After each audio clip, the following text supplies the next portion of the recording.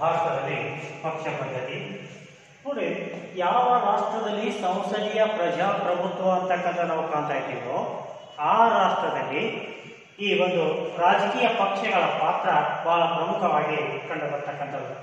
ಈ ರಾಜಕೀಯ ಪಕ್ಷಗಳ ಒಂದು ಹುಟ್ಟು ನಾವು ಗ್ರೇಟ್ ಬ್ರಿಟನ್ನಲ್ಲಿ ಕಾಣುವಂಥದ್ದು. ಈ ರೀತಿಯಾಗಿ ಯಾವುದೇ ಒಂದು ರಾಷ್ಟ್ರದಲ್ಲಿ ಪ್ರಜಾಪ್ರಭುತ್ವ ಯಶಸ್ವಿ ಅಂತ ಕಾಣಬೇಕಾದ್ರೆ ಅಲ್ಲಿ ರಾಜಕೀಯ ಪಕ್ಷಗಳು ಅಧ್ಯಕ್ಷ ಇರಬೇಕು ಅಂತಕ್ಕಂಥದ್ದು. ಹಾಗೆ ಸಾರ್ವತ್ರಿಕ ಚುನಾವಣೆ ನಡೆದಾಗ ಒಂದು ರಾಜಕೀಯ ಪಕ್ಷವು ಆಡಳಿತ ಪಕ್ಷವಾಗಿ ಹೊರಹೊಮ್ಮಿದರೆ ಮತ್ತೊಂದು ಪಕ್ಷವು ವಿರೋಧ ಪಕ್ಷವಾಗಿ ತನ್ನ ಕಾರ್ಯವನ್ನು ನಿರ್ವಹಿಸುವುದು. ಹಾಗಾದರೆ ಈ ಒಂದು ರಾಜಕೀಯ ಪಕ್ಷದ ಸಾಮಾನ್ಯ ಅರ್ಥ ಏನು ಅನ್ನೋದನ್ನ ನಾವು ಇಲ್ಲಿ ಒಂದು ವ್ಯಾಖ್ಯಾನದಲ್ಲಿ ನೋಡ್ತಕ್ಕಂಥದ್ದು. ನೋಡ್ರಿ, ಸಾಮಾನ್ಯವಾದಂಥ ಅರ್ಥದಲ್ಲಿ ಒಂದೇ ಅಭಿಪ್ರಾಯ ಅಂದ್ರೆ ಯಾವ ಜನರ ಒಂದು ಗುಂಪುಗಳನ್ನು ಕೊಟ್ಕೊಳ್ತಾರೋ ಆ ಗುಂಪಿನರ್ತಕ್ಕಂಥ ವ್ಯಕ್ತಿಗಳದ್ದು ಒಂದೇ ರೀತಿಯಾಗಿರ್ತಕ್ಕಂಥ ಗುಂಪುಗಳಾಗಿರಬೇಕು, ಒಂದೇ ಅಭಿಪ್ರಾಯ ಆಗಿರಬೇಕು. ಅಂದ್ರೆ ಬೇರೆ ಬೇರೆ ಭಿನ್ನಾಭಿಪ್ರಾಯಗಳು ಉಂಟಾದಪ್ಪ ಅಂದ್ರೆ ಆಗ ನಾವು ಸಂಘಟಿತವಾಗಿ ಮಾಡಲಿಕ್ಕೆ ಅದು ಸಾಧ್ಯ ಆಗೋದಿಲ್ಲ. ಜೊತೆಗೆ ಗುರಿ ಮತ್ತು ಆದರ್ಶ ಇಟ್ಟುಕೊಂಡು ನೋಡ್ರಿ, ಯಾವುದೇ ಆದರ್ಶವಾಗಿರ್ತಕ್ಕಂಥ ಒಂದು ಗುರಿ ಇರಬೇಕು, ಒಂದೇ ಅಭಿಪ್ರಾಯ ಇರಬೇಕು. ಅವುಗಳನ್ನು ಇಟ್ಟುಕೊಂಡು ಸಂಘಟಿತರಾಗಿ ಒಂದು ಸಂವಿಧಾನಾತ್ಮಕವಾಗಿರ್ತಕ್ಕಂಥ ರೀತಿಯೊಳಗೆ ಅಧಿಕಾರಕ್ಕೆ ಬರಲು ಪ್ರಯತ್ನಿಸ್ತಕ್ಕಂಥ ಒಂದು ಗುಂಪುಗಳು. ಅಂದ್ರೆ ರಾಷ್ಟ್ರಹಿತ ಚಿಂತನೆ, ಜನರ ಹಿತಾಸಕ್ತಿ ಇಂಥ ಉನ್ನತವಾಗಿರ್ತಕ್ಕಂಥ ಗುರಿ ಇಟ್ಟುಕೊಂಡು ಅವುಗಳನ್ನು ಸಂವಿಧಾನಾತ್ಮಕ ರೀತಿಯಲ್ಲಿ ಅಧಿಕಾರಕ್ಕೆ ಬರಲು ಪ್ರಯತ್ನಿಸ್ತಕ್ಕಂಥ ಒಂದು ಗುಂಪನ್ನೇ ನಾವು ರಾಜಕೀಯ ಪಕ್ಷ ಅಂತಕೊಂಡು ಕರೀತೀವಿ. ಅದಕ್ಕೆ ನೋಡಿ, ಜಾತಿ ಅಂತಕ್ಕಂಥ ಸಹಿತವಾಗಿ ಒಂದು ಗುಂಪು ಅಂತ ಕೊಡ್ತಾ ಇದ್ದೀವಿ. ಆದರೆ ಅಲ್ಲಿ ಒಂದೇ ಅಭಿಪ್ರಾಯ ಇರೋದಿಲ್ಲ, ಒಂದೇ ಗುರಿ ಇರೋದಿಲ್ಲ. ಹೀಗಾಗಿ ಅದನ್ನ ಒಂದು ಪಕ್ಷ ಅಂತ ಅನ್ನಲಿಕ್ಕೆ ಬರುವುದಿಲ್ಲ. ಯಾವುದೇ ಒಂದು ಗುಂಪು ಅದು ರಾಜಕೀಯ ಪಕ್ಷ ಅನಿಸ್ಕೊಳ್ಬೇಕಾದ್ರೆ ಮುಖ್ಯವಾಗಿ ಒಂದೇ ಗುರಿ ಇರಬೇಕು, ಒಂದೇ ಅಭಿಪ್ರಾಯ. ನೋಡಿ, ಕೆಲವೊಂದು ಕಡೆ ಒಂದೇ ಗುರಿ ಇರ್ತದೆ, ಆದರೆ ಒಂದೇ ಅಭಿಪ್ರಾಯ ಇರೋದಿಲ್ಲ. ಆಗ ಅಲ್ಲಿ ಭಿನ್ನಾಭಿಪ್ರಾಯಗಳು ಅಂತೇಳಿ, ಉದಾಹರಣೆಗೆ ಪ್ರತಿಯೊಬ್ಬ ವ್ಯಕ್ತಿಗಳ ಗುರಿ ರಾಜಕೀಯ ಅಧಿಕಾರ ಪಡ್ಕೊಳ್ಬೇಕು ಅಂತೇಳಿ, ಆದರೆ ಅಲ್ಲಿರ್ತಕ್ಕಂಥ ದೇಶದಿಂದ ಶಕ್ತಿ ಬಂದ ಅಭಿಪ್ರಾಯಗಳು ಬೇರೆ ಬೇರೆ ರೀತಿಯೊಳಗೆ. ಕೆಲವೊಂದು ಸಮಾಜವಾದ ಸಿದ್ಧಾಂತಗಳ ಆಧಾರದ ಮೇಲಿದ್ರೆ, ಇನ್ನೂ ಕೆಲವು ವ್ಯಕ್ತಿಗಳು ಕೇವಲ ಈ ಗಾಂಧಿವಾದ ಅಥವಾ ಆರ್ಥಿಕ ಯೋಜನೆ ಸಮತಾವಾದ ಸಿದ್ಧಾಂತಗಳ ಆಧಾರದ ಮೇಲಿಂದ ಅಧಿಕಾರ ಪಡ್ಕೊಳ್ಳಿಕ್ಕೆ ಪ್ರಯತ್ನವನ್ನ ಮಾಡ್ತಾರೆ. ಆಗ ಯಾರೇ ಯಾವ ರೀತಿಯಾಗಿ ಅಧಿಕಾರ ಪಡ್ಕೊಳ್ಳೋ ಸಹಿತವಾಗಿ ಸಂವಿಧಾನಾತ್ಮಕ ರೀತಿಯಲ್ಲಿ ಅಧಿಕಾರ ಪಡ್ಕೊಳ್ಬೇಕು ಅನ್ನುವಂಥ ಏಕೈಕ ಗುರಿಯನ್ನ ಹೊಂದಿಕೊಳ್ತಾರೆ.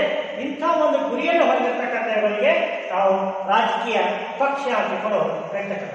ಹಾಗಾದ್ರೆ ಈ ಒಂದು ವ್ಯಾಖ್ಯಾನವನ್ನು ನಾವು ನೋಡಿದಾಗ ಇಲ್ಲಿ ಮುಖ್ಯವಾಗಿ ಅನೇಕ ರಾಜನೀತಿಕರು ಈ ರಾಜಕೀಯ ಪಕ್ಷ ಅಂದ್ರೆ ಏನು ಅಂತಕ್ಕಂಥದ್ರ ಬಗ್ಗೆ ತಮ್ಮದೇ ಆದಂಥ ವ್ಯಾಖ್ಯಾನವನ್ನ ನೀಡಿರುವಂಥದ್ದು.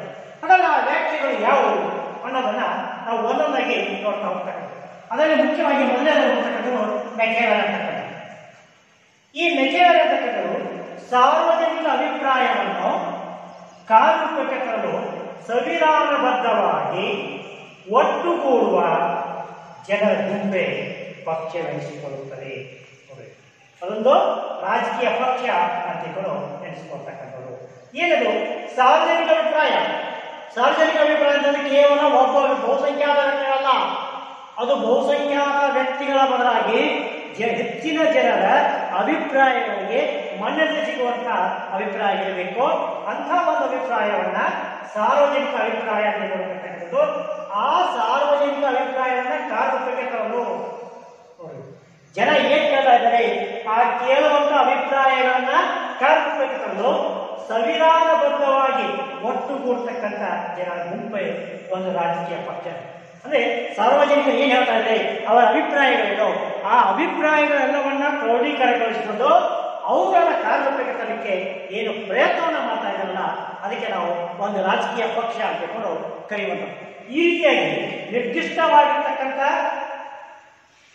ಉದ್ದೇಶ ಆಗಲಿ ಅಥವಾ ಜನರ ಅಭಿಪ್ರಾಯಗಳನ್ನಾಗಲಿ ಸಂಗ್ರಹ ಮಾಡಿಕೊಂಡು ಅದೇ ಉದ್ದೇಶವನ್ನ ಜಾರಿಗೊಳಿಸಲಿಕ್ಕೆ ಪ್ರಯತ್ನವನ್ನ ಮಾಡುವಂಥದ್ದು. ಹೀಗೆ ಈಗ ನೋಡಿ, ನೀವು 1887ರಲ್ಲಿ ಕಾಂಗ್ರೆಸ್ ಪಕ್ಷ ಸ್ಥಾಪನೆ ಆಗಿರ್ತಕ್ಕಂಥದ್ದು, ಜಾರಿಗೊಳಿಸಿರ್ತಕ್ಕಂಥದ್ದು.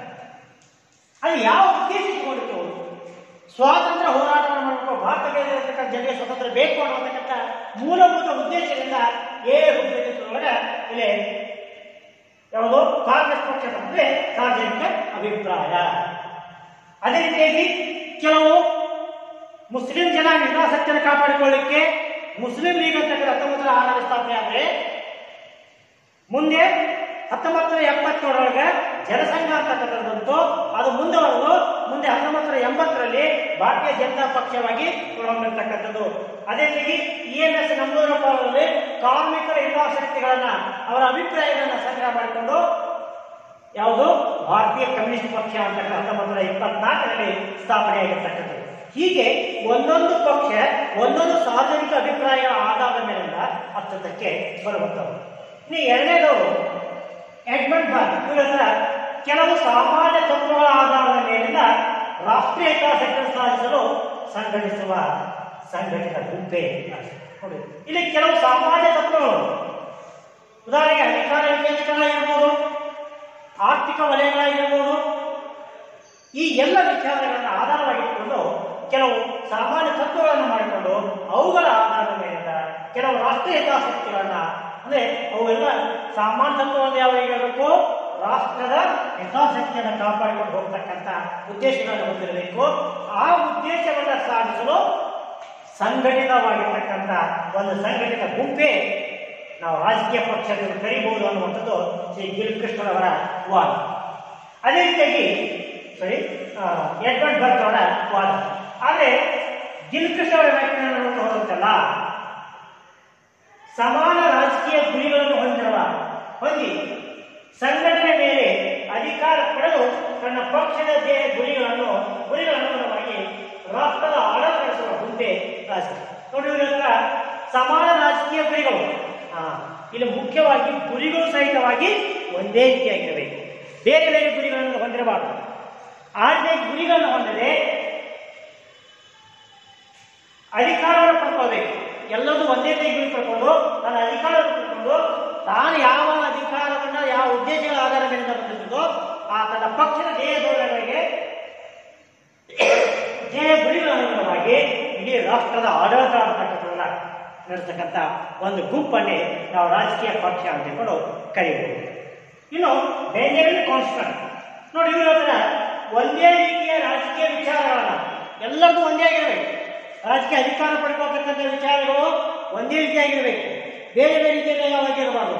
ಇಂಥ ಎಲ್ಲ ಒಂದೇ ರಾಜಕೀಯ ಗುರಿಗಳನ್ನ ವಿಚಾರಗಳನ್ನ ಹೊಂದಿರತಕ್ಕಂಥ ಒಂದು ಜನತೆ ಗುಂಪು, ಎಲ್ಲರೂ ಒಂದು ಅಭಿಪ್ರಾಯಗಳ ರೂಪದಲ್ಲಿ ಹೊಂದಿರತಕ್ಕಂಥ ಒಂದು ಜನತೆ ಗುಂಪನ್ನೇ ನಾವು ರಾಜಕೀಯ ಪಕ್ಷ ಅಂತ ಹೇಳೋದು ಕರೆಯಬಹುದು. ಹೀಗೆ ರಾಜಕೀಯ ಪಕ್ಷಗಳು ಅಂದರೇನು ಅಂತಕ್ಕಂಥ ಬಗ್ಗೆ ನಾವಿಲ್ಲಿ ನೋಡ್ತಕ್ಕಂಥ. ಇವುಗಳ ಜೊತೆಗೆ ಈ ಎಲ್ಲ ವ್ಯಾಖ್ಯಾನವನ್ನು ನೋಡಿದಾಗ ನಮಗೆ ಒಂದು ಸ್ಪಷ್ಟ ಪರಿಕಲ್ಪನೆ ಅಂತಕ್ಕಂಥದ್ದು ಬರುವುದು. ಆ ಅಂಶವನ್ನು ಒಂದೊಂದಾಗಿ ನೋಡ್ತಾ ಹೋದಾಗಂತಲ್ಲ, ಯಾವುದೇ ಒಂದು ರಾಜಕೀಯ ಪಕ್ಷ ಅಂತಕ್ಕಂಥದ್ದು ಇದೊಂದು ಸಂಘಟಿತ ಜನರ ಗುಂಪು ಇರುತ್ತದೆ. ಸಂಘಟಿತರಾಗಿ ಈ 4 ವ್ಯಾಖ್ಯಾನ ನೋಡಿದಾಗ ನಮಗೆ ಕೆಲವು ಅಂಶಗಳು ಸ್ಪಷ್ಟ ಆಗ್ತಾವೆ. ಅವು ಯಾವಪ್ಪ ಅಂದ್ರೆ, ಒಂದು ಇದೊಂದು ಸಂಘಟಿತವಾಗಿರ್ತಕ್ಕಂಥ ಜನರ ಗುಂಪು. ಯಾವ ರೀತಿಯಾಗಿ ಒಂದೇ ಅಭಿಪ್ರಾಯ, ಒಂದೇ ಗುರಿ, ಇವುಗಳ ಆಧಾರ ಇಟ್ಕೊಂಡಿರ್ತಕ್ಕಂಥದ್ದು. ಜೊತೆಗೆ ಮೂಲಭೂತ ತತ್ವ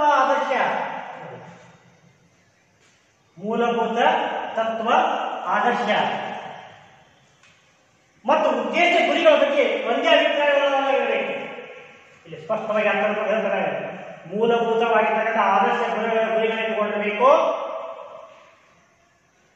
ಮತ್ತು ಒಂದೇ ಅಭಿಪ್ರಾಯಗಳಿರಬೇಕು, ಬೇರೆ ಬೇರೆ ಅಭಿಪ್ರಾಯಗಳಿರಬಾರ್ದು. ಈ ರೀತಿಯಾಗಿರ್ತಕ್ಕಂಥ ಅಭಿಪ್ರಾಯಗಳ ಒಂದರಾಗಿರಬೇಕು. ಅದು ಸಹ ಒಂದು ರಾಜಕೀಯ ಪಕ್ಷದ ಲಕ್ಷಣ. ಇನ್ನು ಮೂರನೇದಾಗಿ ಸಂವಿಧಾನಾತ್ಮಕವಾಗಿ ಚುನಾವಣೆಗಳ ಮೂಲಕ ಅಧಿಕಾರ ಬರುವ ಉದ್ದೇಶವನ್ನು ಇಲ್ಲಿ ಹೇಳ್ತಾರೆ. ನಾವು ಅರ್ಥದಲ್ಲಿ ಹೇಳ್ತಾ ಇದ್ವಿ, ಸಂವಿಧಾನಾತ್ಮಕ ರೀತಿಯಲ್ಲಿ ಅಧಿಕಾರ ಮಾಡಬೇಕು. ಯಾವುದು ಸಂವಿಧಾನಾತ್ಮಕ ಅಂದ್ರೆ, ಸಾರ್ವತ್ರಿಕ ಚುನಾವಣೆ ನಡೆದಾಗ ಆ ಚುನಾವಣೆಯಲ್ಲಿ ಸಂವಿಧಾನಕ್ಕೆ ಅನುಗುಣವಾಗಿ ಅಧಿಕಾರ ಚುಕ್ಕಾಣಿ ನೀಡಬೇಕೆ ಹೊರತಾಗಿ ಕೇವಲ ಬಲ, ದಬ್ಬಾಳಿಕೆ ಇವುಗಳ ಆಧಾರದ ಮೇಲಿಂದ ಯಾವುದೇ ಅಧಿಕಾರವನ್ನ ಅವರು ಪಡೆದುಕೊಳ್ಳಬಾರದು. ಇನ್ನು ನೆಕ್ಸ್ಟ್, ಪಕ್ಷಗಳು ತಮ್ಮದೇ ಆದ ಕಾರ್ಯಕ್ರಮ ಪ್ರಣಾಳಿಕೆಯನ್ನು ಹೊಂದಿರುತ್ತವೆ. ನೋಡ್ರಿ, ಇಲ್ಲಿ ಹೇಳ್ತಾರೆ, ಕೆಲವು ಪಕ್ಷಗಳು ತಮ್ಮದೇ ಆದಂತಹ ಕಾರ್ಯಕ್ರಮಗಳನ್ನು ಹೊಂದಿರತಕ್ಕಂಥದ್ದು. ಜೊತೆಗೆ ಪ್ರಣಾಳಿಕೆಗಳ ಮೇಲೆ ಕಂಡು ಬರ್ತಾ ಇದೆ. ಆ ಪ್ರಣಾಳಿಕೆಗಳ ಆಧಾರದ ಮೇಲಿಂದ ಇಲ್ಲಿ ಚುನಾವಣೆಗಳನ್ನ ನಡೆಯುವಂಥದ್ದು. ಇನ್ನು 5ನೇ ಪಾಯಿಂಟ್, ಚುನಾವಣೆ ನಂತರ ಯಾವುದೇ ಒಂದು ಪಕ್ಷ ಆಡಳಿತ ಪಕ್ಷವಾಗಿ ಮತ್ತೊಂದು ಪಕ್ಷ ವಿರೋಧ ಪಕ್ಷವಾಗಿ ಕಾರ್ಯವನ್ನು ನಿರ್ವಹಿಸುತ್ತವೆ. ಜೊತೆಗೆ ಪಕ್ಷಗಳು ರಾಷ್ಟ್ರೀಯ ಮತ್ತು ಅಂತಾರಾಷ್ಟ್ರೀಯ ನೀತಿಗಳನ್ನು ಹೊಂದಿದೆ. ನೋಡಿ, ಯಾವುದೇ ಒಂದು ಪಕ್ಷ ತೆಗೆದುಕೊಂಡಾಗ ಕೆಲವು ಪಕ್ಷಗಳು ರಾಷ್ಟ್ರೀಯ ನೀತಿಗೆ ಹೆಚ್ಚಿನ ಪ್ರಾಧಾನ್ಯತೆ ಕೊಟ್ಟರೆ, ಕೆಲವು ರಾಷ್ಟ್ರೀಯ ಮತ್ತು ಅಂತಾರಾಷ್ಟ್ರೀಯ ನೀತಿಗಳನ್ನ ಇಲ್ಲಿ ಹೆಚ್ಚಿನ ಪ್ರಮಾಣದಲ್ಲಿ ನೀಡುವಂಥದ್ದು. ಇನ್ನು ಪ್ರತಿಯೊಂದು ಪಕ್ಷ ನಾಯಕರು ನೋಡಿ, ಪ್ರತಿಯೊಂದು ಪಕ್ಷಗಳ ನಾಯಕರನ್ನು ಹೊಂದಿರತಕ್ಕಂಥ ಪಕ್ಷಗಳಿದೆ. ಆ ನಾಯಕರು ಇರುವವರಿಗೆ ಆ ಪಕ್ಷಗಳು ಹೆಚ್ಚು ಪ್ರಬಲವಾಗಿ ಇರತಕ್ಕಂಥ. ಉದಾಹರಣೆಗೆ ಜವಾಹರ್ಲಾಲ್ ನೆಹರು, ಇಂದಿರಾ ಗಾಂಧಿ, ರಾಜೀವ್ ಗಾಂಧಿ, ಶ್ರೀಮತಿ ಸೋನಿಯಾ ಗಾಂಧಿ, ಇವರೆಲ್ಲರೂ ಅತ್ಯಂತ ಪ್ರಬಲ. ಇವರು ಇರುವವರಿಗೂ ಮಾತ್ರ ಇದು ಒಂದು ಆ ಪಕ್ಷ ಸಮರ್ಥವಾದಂಥದ್ದನ್ನು ಮುನ್ನಡೆಸಿಕೊಂಡು ಹೋಗಲಿಕ್ಕೆ ಸಾಧ್ಯ ಆಗ್ತಕ್ಕಂಥ. ಒಂದು ವೇಳೆ ಇದರಲ್ಲಿ ಯಾರಾದರೂ ಈಗ ಸೋನಿಯಾ ಗಾಂಧಿ ಅವರ ನಂತರ ಬೇರೆ ಯಾರಾದರೂ ಈ ಅಪಕ್ಷದ ಅಧಿಕಾರ ಇಟ್ಕೊಂಡಪ್ಪ ಅಂದ್ರೆ ಅಲ್ಲಿ ತಮ್ಮ ನಿಯಂತ್ರಣವನ್ನು ತಪ್ಪಬಹುದು. ಇನ್ನು ನೆಕ್ಸ್ಟ್, ಚುನಾವಣಾ ಸ್ಪರ್ಧಿಸಿ ಅಧಿಕಾರ ಪಡೆಯುವ ಉದ್ದೇಶ ಹೊಂದಿದೆ. ಯಾವುದೇ ಪಕ್ಷವನ್ನು ತೆಗೆದುಕೊಂಡಾಗ ಆ ಚುನಾವಣೆಗಳನ್ನ ನಡೆಸಿಕೊಂಡು ಅವುಗಳ ಮೂಲಕವಾಗಿ ಅಧಿಕಾರವನ್ನು ಪಡೆದುಕೊಳ್ಳಬೇಕು ಅನ್ನೋದೇ ಅದರ ಮೂಲಭೂತವಾಗಿರ್ತಕ್ಕಂಥ ಉದ್ದೇಶ ಅನ್ನೋದನ್ನ ನಾವಿಲ್ಲಿ ತಿಳಿದುಕೊಳ್ಳಬೇಕಾಗ್ತದೆ. ಈ ಎಲ್ಲ ಅಂಶಗಳನ್ನು ನೋಡುವಾಗ ರಾಜಕೀಯ ಪಕ್ಷಗಳು ಅಂದರೇನು ಅಂತಕ್ಕಂಥ ಬಗ್ಗೆ ನಮಗೆ ಸ್ಪಷ್ಟವಾಗಿರ್ತಕ್ಕಂಥ ಅಭಿಪ್ರಾಯಗಳನ್ನು ನಾವು ತಿಳ್ಕೊಳ್ಳಲಿಕ್ಕೆ ಸಾಧ್ಯ ಆಗಿದೆ. ಸೊ ಇದಿಷ್ಟು ರಾಜಕೀಯ ಪಕ್ಷಗಳು. ಇನ್ನು ಮುಂದಿನ ಕ್ಲಾಸ್ನಲ್ಲಿ ರಾಜಕೀಯ ಪಕ್ಷ ಇರತಕ್ಕಂಥ ವಿಧಗಳನ್ನು ನಾವು ತಿಳಿದುಕೊಳ್ಳಬೇಕಾಗಿರ್ತಕ್ಕಂಥದ್ದು.